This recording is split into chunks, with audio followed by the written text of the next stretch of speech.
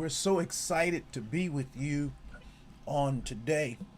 I'm extremely excited for the opportunity we have to share in this live.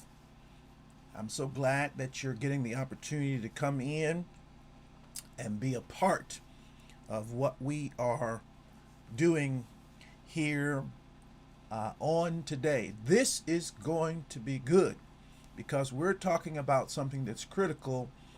A lot of times as I share in these live, we see things that are happening around credit and banks and credit cards and systems, things being hidden to keep you from being successful.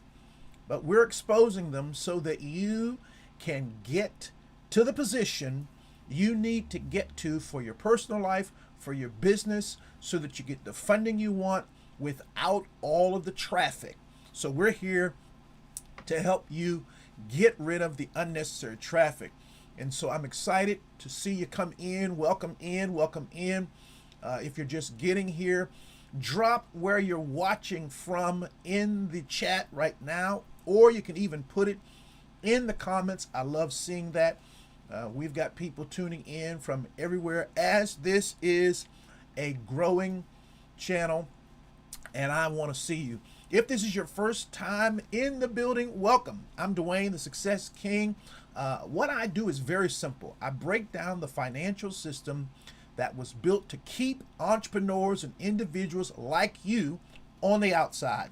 And I show you how to get inside. Get inside credit, business, life. All three. Get them in alignment.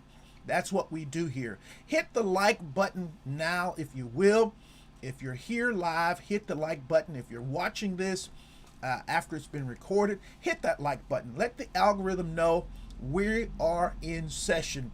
And do not go anywhere, because what I'm about to break down today has cost people, I know, thousands of dollars every single month, and they didn't even know it was happening. So continue to do me a favor and drop your city in there where you are watching us from. That would be so great. And a current credit score. If you got a current credit score, put the range, the 500s, the 600s, 400s, 700s. I want to see where everybody's at before we get too far in. And we're going to be excited to assist you on today. This is going to be a good one. Now, I want to get into some things. I want to talk about some things that are very, very important. I'm going to ask you a question to start with. Do you know the exact moment your credit score is being calculated right now? Not when your payment is due, not the date on your bill.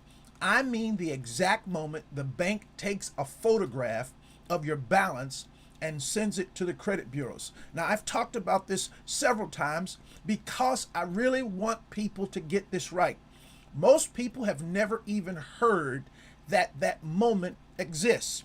And that one blind spot, that one thing they never told you about, is quietly costing you 20, 30, sometimes 50 points on your score every single month.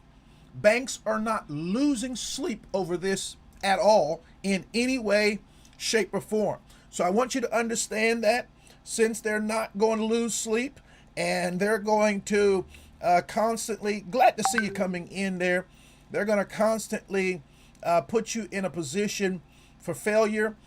Listen, you've got to put yourself in a position where you're not going to set yourself up for this kind of failure.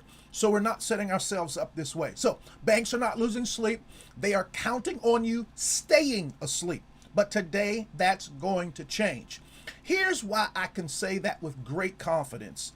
I have sat with hundreds of entrepreneurs and individuals, very smart people, disciplined people, people who pay on time, keep their balances down, never miss a payment.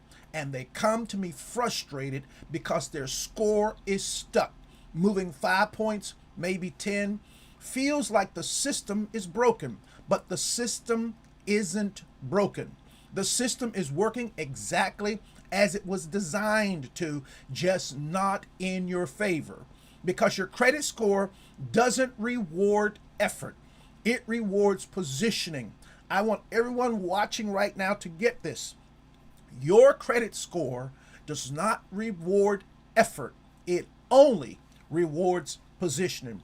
And that is a massive difference. Think of it like this.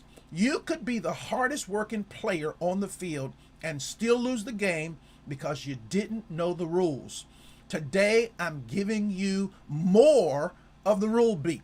And this is important. In the next 25 minutes or so, I'm going to show you the exact positioning moves that can shift your credit score in a single reporting cycle without changing your income, without disputing anything, without waiting years to build history. But there's something that I do need to clear up first, and I want to make sure we get this clear. Something the credit bureaus are counting on you to never understand. And once you see it, everything else is going to click. So let's get into it and make this very clear for you so that you know exactly what to do. Here's what I see all the time. An entrepreneur or individual comes to me. They've been working on their credit for a year, paying on time, check. Keeping their balance down, check. Not opening a bunch of new accounts, check. And their score went up 11 points. 11 points in a year of effort, and they don't understand why. They feel like the system is rigged against them. But here is the truth. The system is not rigged, but it's designed. And there is a huge difference. Rigged means there's nothing you can do. Designed means once you understand the design, you can work with it and so that it does not work against you. But there's a problem. The problem is not your discipline. The problem is that no one, not your bank, not your financial advisor, not the credit bureaus, has any incentive to teach you how the scoring model actually works. Think about who pays the credit bureaus. It's not you, it's not me. Equifax, Experian, TransUnion, their customers are the lenders, the banks, the credit card companies. Those institutions pay to access your and my data. You are the product, not the customer. So when you're wondering why they don't just send you a guide on how to optimize your score, that's your answer. There's no money in you knowing, but there is money in you knowing, because once you understand how the scoring system reads data, you can feed it the right data and your score will reflect this. I guarantee it. Two people, same income, same discipline, same payment history. One of them knows something the other doesn't, and their credit scores are 60 points apart. Not because of luck, but because of that magic word, positioning. That is what we will be building today. Now, here's the setup. Your credit score is calculated based on data, specifically the data that your creditors report to the bureaus. The bureaus don't follow you around. They don't know what you did last Thursday. They only know what was reported to them. And what gets reported? Your balance, your credit limit, your payment history, whether you were late, the age of your accounts. Now, here's the question nobody asks. When does that data get reported? This is critical. That's the whole game right there. And that's what we're spending the next several minutes on in this live today. This is the part where you really have to lean in, take note, and get this right. I'm going to talk about some myths. I talked about some myths last week. I want to talk about some myths today. Myth number one, paying by your due date protects your score. Let me say that again. Paying by your due date keeps you out of collections. It does not control what the bank reports to the bureaus. Here's what most people don't know. Your credit card has two completely different dates. The due date, when your payment is owed, and the statement closing date. when the bank takes a snapshot of your account and reports it. Most people confuse these two dates their entire financial life. True story. I had a client, sharp entrepreneur, ran a successful landscaping business. He was meticulous about paying on time, always paid by the 15th, but his score was stuck at 638. I looked at his accounts and I saw the problem immediately. His statement closed on the 10th. By the 10th, his balance was still at 70%. He'd pay it down on the 15th, but the damage was already reported. The bureaus never saw the zero balance. They saw 70% utilization every single month. 5 days made a 100-point difference in his trajectory. This is important. Myth number 2, closing old credit cards helps your score. This one is dangerous because it feels logical. You don't use the card. You feel better not having it, so you close it. But here's what closing a card actually does. It wipes out that account's history, that age, and it raises your overall utilization ratio because you just eliminated available credit. Let me make this real. Say you have 3 cards. Total limit across all 3, $15,000. Your balances total $4,500. Therefore, your utilization is 30%. Now you close your oldest card, a $5,000 limit card you haven't used in years. Now your available credit drops to $10,000, but you still have the same $4,500 in balances. Now your utilization is 45%. You just moved your score in the wrong direction without spending a single dollar. That old card is working for you right now. Even if you haven't touched it in a decade, leave it open. Use it for a small subscription, maybe $10 a month. Pay it off before the statement closes. That card stays alive and it helps you because it helps your score. Myth number 3, one inquiry won't hurt your score. Technically, that's sort of true. One inquiry is a small dip, maybe 3 to 5 points. You can recover, but here's how people really hurt themselves. They apply to one lender, get denied, apply to another, get denied, apply to a third. Each one is a separate hard inquiry, and the bureaus read multiple hard pulls in a short window as financial desperation. That's a signal, and not a good one. Here's what most people don't know. There is a rate shopping window built into the credit scoring model. For mortgages and auto loans, multiple inquiries within a 14 to 45 day window counts as one inquiry. The bureaus assume you're shopping for the best rate, not desperately applying everywhere. But that window does not work the same way for credit cards. Each credit card application is counted separately. So if you're building business credit and you're applying for multiple cards, strategy matters. Know the window and use it every single time. Now, there's some things I really want you to understand. I want you to drop a 1, a 2, or a 3 in this chat. Which myth hit you the hardest? And I'd love to see it. Did myth number 1 hit you the hardest, or myth number 2, or myth number 3? Because it's very, very important that you understand the system and the beliefs that you're living under, because they are affecting your credit every single month.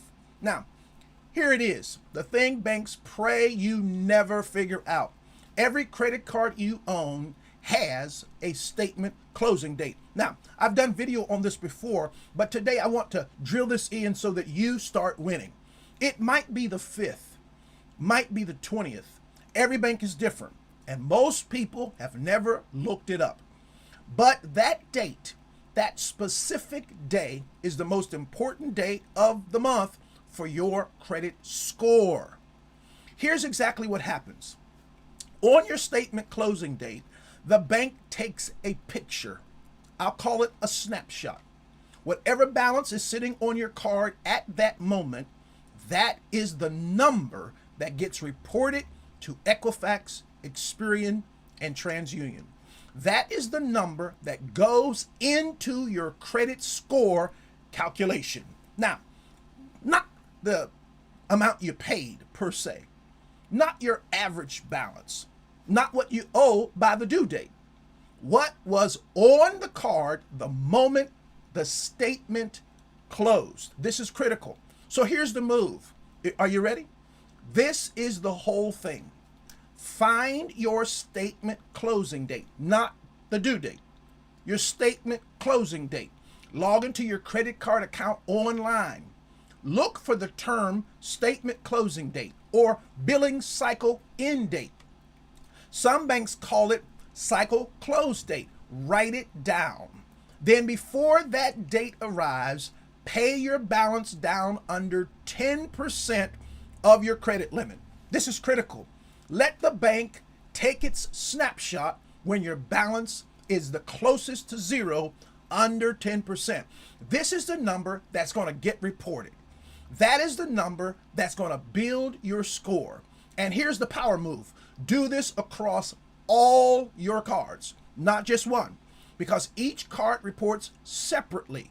Each one has its own utilization calculation, and FICO weighs both your individual card utilization and your aggregate utilization. I've seen this move shift a score 20, 30, even 50 points in one single reporting cycle. Same person, same income, same habits, different timing. That's the entire difference. Now, I want you to get this. Very critical. Your credit score doesn't read your whole story. It reads the last snapshot. So if the bank takes your picture when you're at 70% utilization, that's the story the bureaus see. If you make sure the camera clicks when you're at 8%, that's a completely different story. Same person, different timing, different story. Now, here's something that's critical. Let me give you this utilization benchmarks so that you know exactly what you're aiming for. 30% and above. This is the danger zone. This is where most people live because nobody told them the number. At 30% or above, FICO reads you as credit dependent. It's a yellow flag. It's not what you want. Under 30%, that's better. This is what most credit advice tells you. Be under 30%. This is the floor. But listen, this is not the ceiling. Under 10%. This is where the score begins to move. I teach it every single day. Under 10% is where lenders see discipline, a lack of dependence on credit. Under 10% is where funding opens up. Near zero, this is the power position. You see, report 1 to 3% on each card or 4 to 6% on each card, not zero, because zero sometimes reads as inactive, but near, as close, under 10% as you can get. And one more thing, carrying a balance and paying interest is not helping your score. This is a myth pushed by the credit card industry. You do not need to carry a big balance to prove you're using credit. Use the card, pay it down before the statement closes, and then repeat again and again. Now, there's something else I want you to see because I'm going to help you put these pieces together. Why does this matter for your business, the funding gap? All right, let's talk about what this actually means for your business now.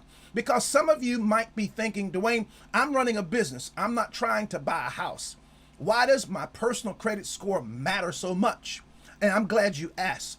When you go to access business funding, a business line of credit, an SBA loan, even a business credit card with a strong limit, the lender is looking at two things: your business profile and your personal credit. Because until your business has enough of its own financial history, you are the business in the eyes of the lender.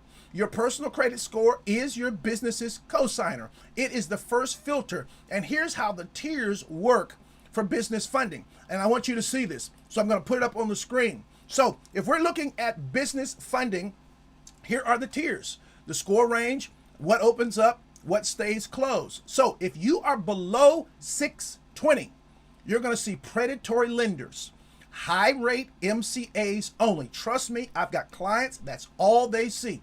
And then what stays closed? Banks, small business administration loans, and most business credit stays closed. Let's go to the next level, 620 to 679. What opens up? Some business credit cards, small MCAs. You don't want to be having to do MCAs. But what stays closed? Most term loans, low rate lines. This is critical. You can't afford to keep these things this way. Let's look at the next level, 680 to 719. What opens up?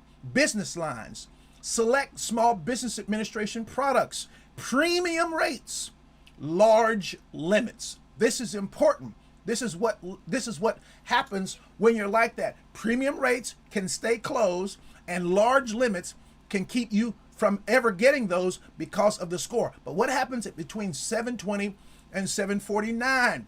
What opens up? Most business funding products. You see that? What stays closed? The absolute optimum rates. Small gap to close. But 750 and above, here's what happens. What opens up for you? Full access, SBA preferred, premium rates, large limits. What stays closed? Nothing significant. Nothing significant. Look at that table. Look at the difference between 679 and 720. Look at the difference. That is not just a number gap. That is a product gap. That is a rate gap. That is a yes versus a no gap. And here's what makes this painful. The person sitting at 679 might be more disciplined than the person at 725. They might have better income, better business revenue, but they're reporting 35% utilization every month because nobody told them about the statement closing date. And the lender doesn't see discipline, they see data. And this is important. Now, we've got to see this. Now, let me give you the second move. And I'm going to repeat something that I've shared before, but you got to get this. I want you to win. Now, let me give you the second move. This one is for entrepreneurs who need to move fast. Or maybe you're an individual trying to get a home or an auto loan or something. You want to move fast. Maybe you've got a funding opportunity coming. Maybe you need to hit a score threshold in the next 60 to 90 days. This is the move. It's called authorized user positioning. Don't pay attention to what people are saying out here in these social media sites. This works every day when used properly. Here's how it works. When someone adds you as an authorized user on their credit card, that account's entire history transfers to your credit file. The age of the account, the credit limit, the utilization ratio, the payment history, all of it shows up as if it were your account. Let me give you the profile you're looking for. An account that is at least 5.5 years old, a high credit limit, ideally $10,000 or more, a low balance under 5%, perfect payment history. Those factors together can move a score meaningfully in 30 days. Now, I know what some of you may be thinking. This sounds like a loophole. It's not. It's a feature of the credit system. They created it. The system was designed this way. Parents have been putting their kids on their credit cards for decades. This is not new. What's new is you knowing it exists and using it strategically. So here's something you got to know. And I'm going to be doing a full deep dive episode on authorized user strategy, how to find the right accounts, the difference between family relationships and paid trade line services, and how lenders view it. But I want you to drop an AU in the chat right now if you would like that video, because it's important. Drop an AU if you want the full authorized user deep dive video. I'm going to be watching the numbers. Now listen. This is something important. Business credit, building the separate profile. Get this, because if you get this part here, this sums it up for you in a way that's going to make it practical this week, and you're going to begin to win this week. Here's the bigger picture I want to plant before we move into the blueprint. Personal credit is step one, but step two, and this is where the real leverage lives, is building a business credit profile that stands on its own. When your business has its own credit profile, its own Paydex score, its own Dun & Bradstreet number, its own relationship with business-only credit bureaus like Experian and Equifax, lenders start making decisions based on the business, not you personally. That means you can access funding without your personal credit being the primary factor. That means your personal credit is protected. That means you can build parallel funding lanes. And listen, everybody, listen. This is the game changer if you know it and begin to apply it, because this keeps you out of crazy PGs. But, and I need you to hear this clearly, you cannot shortcut to business credit. The foundation has to be there. Your business has to be properly structured. It has to have the right registrations, the right financial accounts, the right vendor relationships, and it has to demonstrate payment history in the business's name. That's what the CBO Wealth Blueprint walks you through. When I coach entrepreneurs from start to finish, credit, business, life, if you're in this live and you don't have that framework yet, the link is in the description. Get yourself set up for a coaching session so that you can get serious about your business side. Now listen, here's something that's important. You and I can't afford to ever miss this. I want to shift gears for a second. I've given you the mechanics, the statement closing date, the utilization benchmarks, the authorized user move, and those things work. I've seen them work over and over again. But I'd be doing you a disservice if I stopped there. Because here's what I've seen just as consistently. People learn the strategy. They implement it for 30 days. Score goes up, and then life happens. A business expense hits, a slow month, a crisis, and they go back to old patterns, and the score drops down again. And they wonder why they can't hold the progress. Here's what nobody's telling you. Your relationship with credit is a mirror. It reflects how you think about money, about safety, about what you deserve. If deep down you believe that credit is dangerous, you will unconsciously sabotage it. I can't tell you the numbers of times I've seen it, and in my own early life, I did it. You'll overspend because you don't trust yourself with a high limit. You'll avoid looking at statements because the numbers feel like a threat. You'll chase the score emotionally instead of managing it strategically. I call this your credit operating system.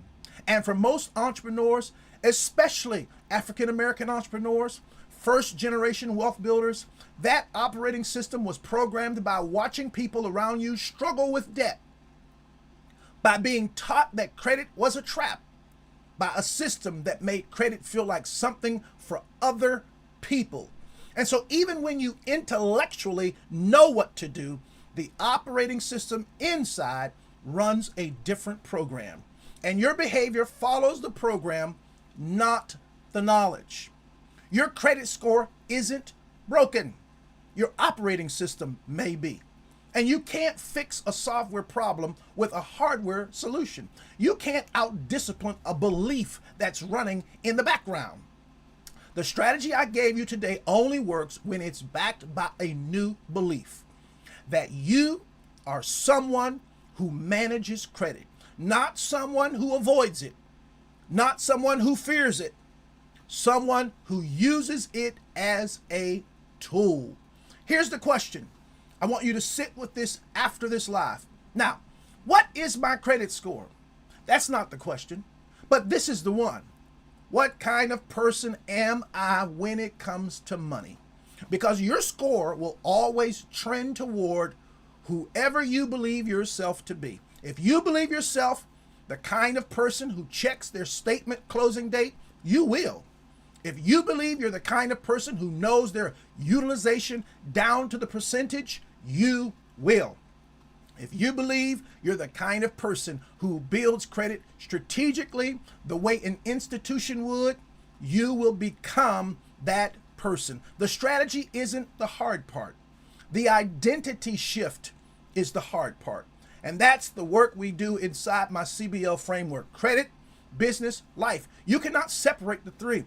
The moment you try to fix just the credit without doing the mindset work, you're putting your new furniture in a room with bad wiring. It's looking better, but the house is still a fire hazard.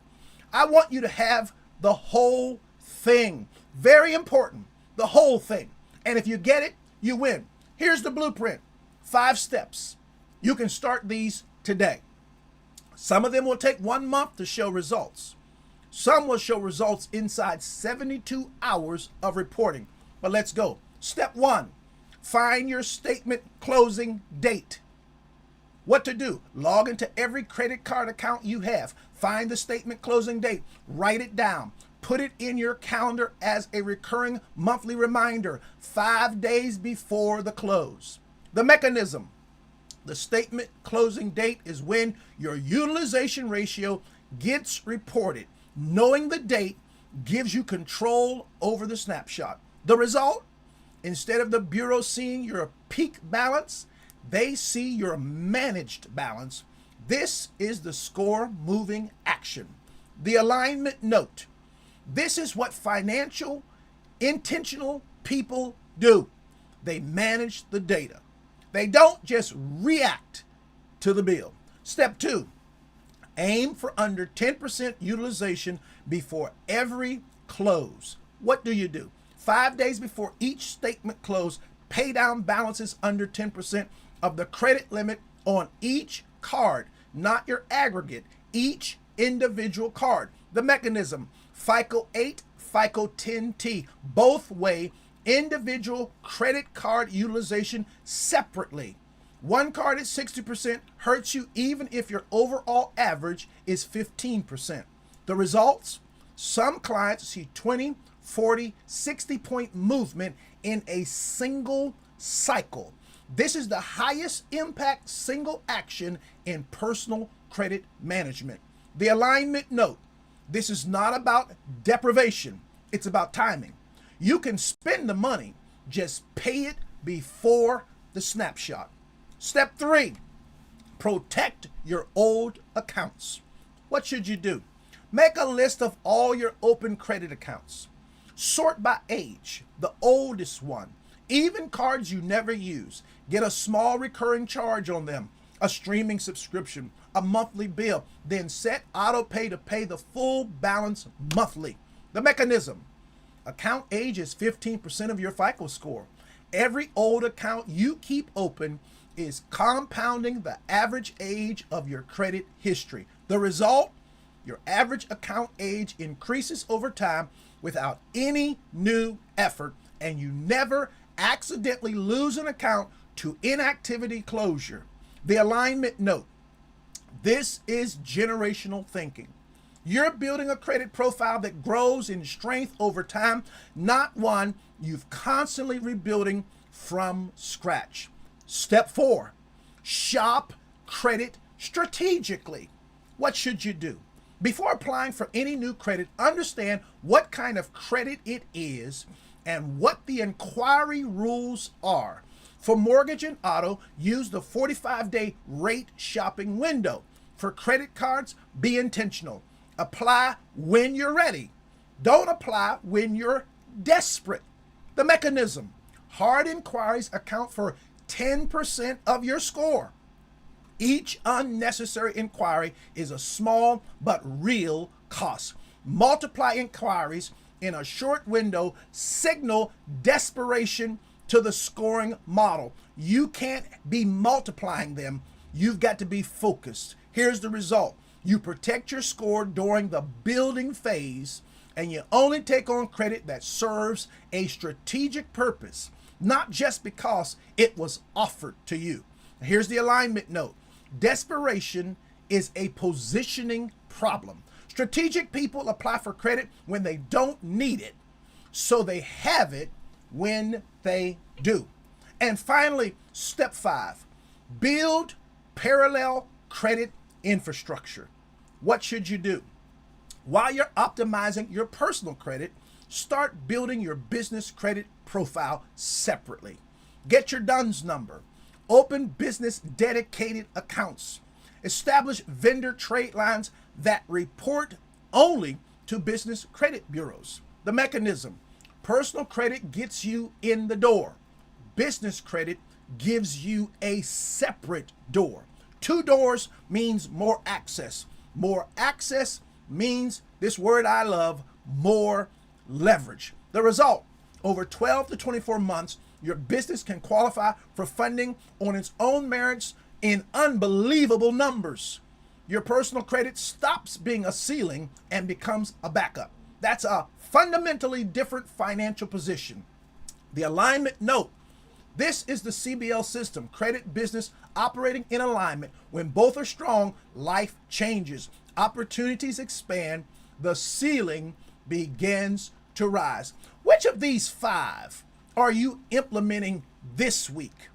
Drop the number in the chat. I want to see a 1, a 2, a 3, a 4, or a 5. I want you to get this, because if you do this, I promise you,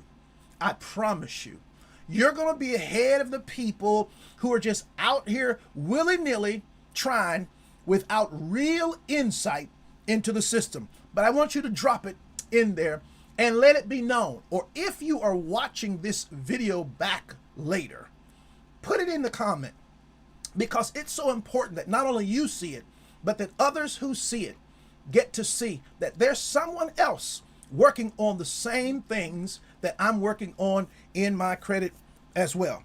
All right. And so we're going to get this down today. Let me leave you with this. Credit doesn't reward hard work. Credit rewards positioning, and positioning is a system, a learnable system, a repeatable system. And now you really know the system. You know about the statement closing date. You know the utilization benchmarks. You know how inquiries work. You know what authorized user positioning is. You know why your old accounts are really assets. And you know that identity work is what makes all the tactics stick. This is more than most people who've been managing credit for 20 years know. And you learned it in one live session. So here's what I want you to do when this stream ends. Don't just close the tab. Go find your statement closing dates. Do it today. Set the calendar reminders. Statement closing dates change by a day or 2 a month, but you go 5 days before and you're always right.